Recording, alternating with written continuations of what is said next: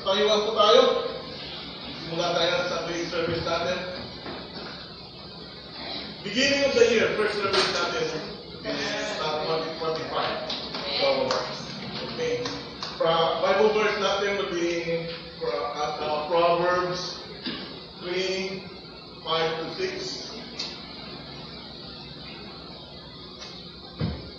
Okay, let's read together. Trust in the Lord with all your heart, and lean not on your own understanding. In all your ways submit to Him, and He will make your paths straight. Submit. That's all you do. Submit. And let us pray. Heavenly Father, as we gather here once again in this new year before you, O Lord, we come with our hearts full of gratitude and praise. Thank you, Father, for the gift of life, for the breath in our lungs, and for your constant presence with us. Father God, you have carried us through the past year, and we trust that you will continue to guide us in this new year ahead.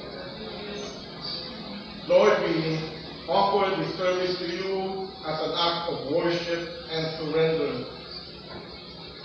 Panginoon, punuin niyo po ng iyong Espiritu ang lugar na ito. I-touch niyo ang aming mga puso at buksan ang aming mga isipan upang marinig ang iyong salita, O God. Father God, we pray that as we begin this new year,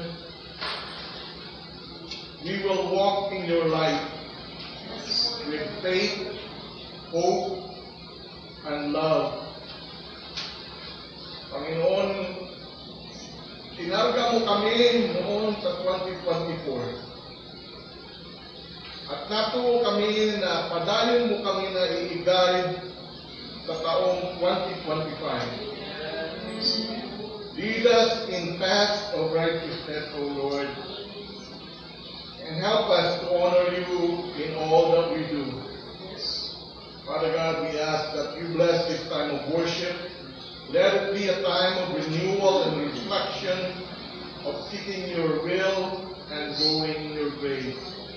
And all God's people saying, Amen.